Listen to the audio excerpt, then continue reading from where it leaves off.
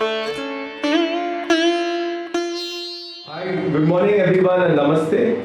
So we're going to talk to you about what a temporomandibular joint prosthesis is today and how it helps patients. I have here with me my good friend and senior maxillofacial surgeon, Dr.Ananth, who's also an expert. And we're going to go through some of the commonly asked questions our patients have asked, which is there on my phone. But before that, I'm going to first go with the very basics. We have some prosthesis in front of you as well. So what is a temporomandibular joint prosthesis? What is a temporomandibular joint? The lower jaw joint is called the temporomandibular joint. Each of us have two, one on either side. And this whole talk is revolving around how this joint is managed precisely and beautifully for patients who have various issues. So my first question for Ananth is, Ananth, what exactly is this temporomandibular prosthesis? And can you explain to our audience how it works? Okay, good morning to you all, and thanks a lot, Sunil, for this opportunity. Now, like Dr. Sunil has already explained this, all of us have jaw joints which are paired, one right and one left. So that is called the temporomandibular joint. It connects the lower jaw or the mandible to the cranial base or the skull base. Now, in certain conditions, this joint degenerates or it's diseased, and it fails to function in the normal form that we need it to function in. And in these situations, the joint needs to be replaced. And this replacement is done in the form of a prosthesis. Now, most of us are very familiar with prosthesis for the hip joint and the knee joint. In a similar fashion, there is a prosthetic joint which is available even for the jaw joint. And that is what makes the temporomandibular prosthesis. Alright, so who is a good candidate for this kind of temporomandibular joint prosthesis? And we have a lot of patients benefit from this kind of prosthetic joint replacement. But can you kind of enumerate to our viewers who are the ones who benefit the most from this kind of a thing? Now, anybody who has a problem with the joint which cannot be salvaged. Now, let's make that point very clear. There are salvageable joint diseases where smaller surgeries can be performed and the joint can be kind of refurbished or redone to function normally. And there are certain cases where the joint goes beyond salvage. And these are the candidates who are looking for a temporomandibular joint prosthesis. Now, what constitutes this patient base or base of people who need this surgery? Essentially, it starts with congenital deformities, which means birth defects. People have birth defects where the jaw joint does not get formed normally. These are the primary recipients of this form of treatment. Then you have a different variety of indications where you have problems that the patient develops over a period of time. These are called developmental anomalies, which can be traumatic or fracture related, post accidents, or it can be infectious diseases which cause degeneration of the joints, and in very rare cases tumors also, where the joint is involved and this tumor causes destruction of the joint and that needs replacement. And also, to put it in another way, those patients or people who have pain with the temporomandibular joints, which is chronic for whatever reason that might be, this is a good solution. Those patients who might not have any pain whatsoever, not able to open their jaw joint, either because of an injury, accident, whatever be the reason, you're having difficulty opening your mouth, you're having difficulty chewing hard foods, you are a good candidate for this. We will decide if you're a good candidate, but you can ask us if you could be a good candidate. The next group of patients are those that have aesthetic issues in the face, middle third and lower third facial aesthetic problems. They might have severe deformities, they could have asymmetries, no pain whatsoever, they're able to open their mouth, they're able to eat well, but still the facial asymmetry is so severe that sometimes you have to work on the temporomandibular joint. The reason is because the growth spurts for both the jaw joints or the jaw joints are the growth spurts. And then if they don't grow, then there's a lot of issues. The chin can move towards that side, the chin can be behind, and all of these things can be corrected with a prosthetic joint. So he told you the medical aspects of it, and you also, I'm explaining to you how the clinical scenario is. So a lot of patients who even have a cosmetic concern can get sorted, so we can get them nice beautiful jawlines. Patients who had very retruded chin, for whatever reason they have had to get the surgeries done on the joint in the first place. Alright, now can you explain to our audience quickly about what these models that are sitting here are all about? Okay, see, earlier we used to have concepts where the joints were designed as what are called as stock joints, which means there is one joint which was made to fit every patient, which means the patient's bones needed to be modified to fit the joint. That was the older form, that was called a stock joint, because the companies made it and then gave it to us, and we had to modify the patient's bones to fit into the joints. Nowadays we are moving into what is called as customization. Like everything, you have customized joints even for patients, where the joints are made according to the patient's bones. Now you can see here that each of these patients has a different deformity. Now this is a developmental deformity where the patient has developed this secondary to an accident. While on the other side, you can see a child, much younger patient who's had a birth defect. So all these patients have different configurations of jaws, and these need to be managed with different set of joints which need to be customized accordingly. And now everything is planned, digitized, and then precisely made in such a form that they are almost like snap fit for that particular patient. So that is the biggest advantage of customization, and that's the workflow for the whole process. And in order to understand how it happens for a particular patient, let's say who walk in our hospital here at Richardsons, what we'll first do is we'll get your scans done. Once the scans are done, we will then get a software, we'll get a specialist to actually design and form and conceptualize your would-be joint. Once that happens, that joint is then printed. So here you can see we've got some metal prints. These are metal, and these are different guides, but even the joint will have part of it is in metal, that's titanium, and then you can also have part that's in silastic or other materials. So anyway, that's designed and then printed. Once it's printed, we get these kind of models which will then actually be transformed to the real patient. So these are the mocks. So we are making sure that we have precise procedures planned on them much before the surgery is actually executed. All right. Now, what are any major risks? Because this is a prosthetic rehabilitation, and we know the jaw exerts a lot of force. What is the real problems that these patients can actually have, let's say, a few years down the line or a few months down the line? I mean, the common complications otherwise is like bleeding, infection, blah, blah, all the regular things.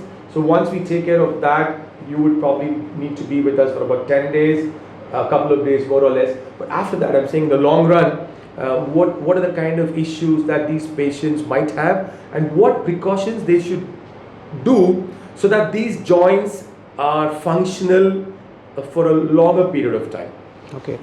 Now, remember that whatever happens, prosthesis is not natural, which means the integration of muscles and certain ligaments that go and attach into the joints are not there, which means we are necessitated to design these joints in a way that existing muscles are able to compensate for what is not there. So that's the first thing that the patient needs to understand. Remember that these are things that you need to train with. So the next day the patient is not able to function normally, which they need to understand and they need to be made aware for. So the first and most essential thing is physiotherapy. Physiotherapy is very essential in restoring the function of the joint, especially when it is prosthetic. That is one. The second thing is meticulous attention needs to be made to design the joints in such a way that the bite is restored. Please understand that the joints in these cases are essential for not only speaking but also for mastication or biting or chewing food. So the function that we are restoring is opening the mouth and chewing food. So if the bite is not restored in a proper form, not only that the patient fails to achieve that function, but the bad bite can also translate into abnormal forces which can lead to failure of the joint. Now these are the main concerns, apart from the concerns that Dr. Sunil has already explained in the form that you have the regular set of infections, bleeding, intraoperative complications, all those things which can be managed quite comfortably. There's another very interesting question, and also a very commonly asked one now. I'm going to answer this myself. Are there any alternative treatments for this? Absolutely. So this is not a solution for every patient. This is not a solution for every temporomandibular joint. Right from conservative management to various other modes of treatments, including conventional orthognathic surgery, distraction, osteogenesis, where we create new bone, all of these are other procedures that are there. So in the whole umbrella of managing the facial skeleton, of having various procedures, various maxillofacial plastic procedures, this is another tool that, if used precisely on the right kind of patients, then the result is amazing. They not only get new joint, they get a new life because they are able to chew well, they're able to open well, open their mouth well, they're able to everything, speak well. So I think the right patient needs to be selected, and that's our job. But those we already mentioned earlier who could be a good candidate for prosthesis, I think you can get in touch with us. It's not something that we decide just in a few hours, like for example a rhinoplasty. There has to be a lot of investigations, planning before we can actually go in for surgery. Alright, now another question people want to know with regards probably also with the knee process and other process. How long do you think one of these would typically last in a patient? Okay. I mean, I know that these are newer. Exactly. It's not been around for more than a decade. The stock joints have been there. Anyway, the patient should know these joints are all new ones. They're like literally not even a few years in the market because we've only now been able to custom make these kind of joints. But the experience that we've had with the stock joints, that's right. Do tell us as to how long you can expect these joints to function, and what is your experience with that, and how long can we tell our patients safely that these joints would work on them without an issue? I think that's a very important concern. Now, when we are looking at joint replacements, they have been there for more than half a century. But like what Dr. Sunil has already explained, customization is something very new and radical. And it has made predictability of joints much higher because of the form in which they are designed and manufactured. But in terms of longevity, let's have a look at some studies which have already been published. There are some South American studies as well as Central American studies which have indicated that there are large number of joints, close to about 200 joints, which have been studied with a good success rate for more than 20 years. So that's the kind of literature we have as of now. That's what has been proven literature.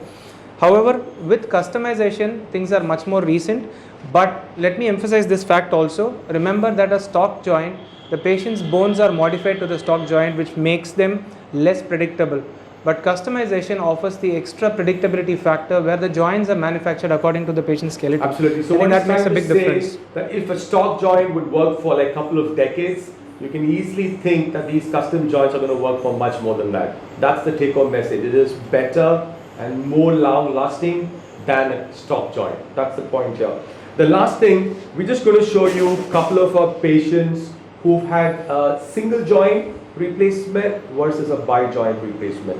And we've got some splints here. So various splints and templates and other things are needed in order to do these surgeries, just so that I get an idea. And this patient here, actually this was done for cosmetic reasons, believe it or not, because he was able to open his mouth, but his chin was way behind. He had issues with open bite and stuff, so he had a bilateral joint prosthesis, you can see. And you see, when you do that, we also combine with some other osteotomies.